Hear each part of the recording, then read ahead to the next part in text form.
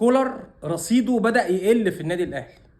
الاهلي بدأ يفكر في مدرب بديل بعد رحيل كولر، والمدرب ده هو جوميز مدرب نادي الزمالك السابق اللي انتقل لتدريب نادي الفتح في الدوري السعودي. لكن طبعا هو مش هيجيبه دلوقتي، لكن لو في اي اخفاق لكولر خلال الفتره القادمه او اي بطوله هيخسرها، هيبقى التفكير في جوميز. جوميز طبعا هيقعد شويه في نادي الفتح السعودي، وانتوا عارفين الدوري في السعوديه بيخلص في شهر 5، فممكن بشكل كبير نلاقي ان جوميز هو مدرب النادي الاهلي الموسم القادم، وقبل بدايه كاس العالم اللي هيتلعب في امريكا 2025 اللي هيتلعب في شهر 6.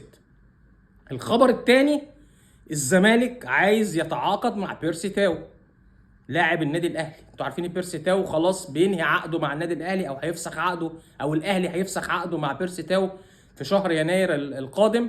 نادي الزمالك حاطط عينه على بيرسي تاو ومستني ان الاهلي يفسخ العقد مع بيرسي تاو، ان بيرسي تاو لعيب هيكون مهم جدا جدا في نادي الزمالك. انا ما بقولش اي كلام، خلي بالكم. ده تفكير من اداره الاهلي على جوميز، وتفكير من اداره الزمالك على بيرسي تاو. بيرسي تاو اول ما يفسخ عقده مع النادي الاهلي ممكن نلاقيه بشكل كبير جدا في نادي الزمالك.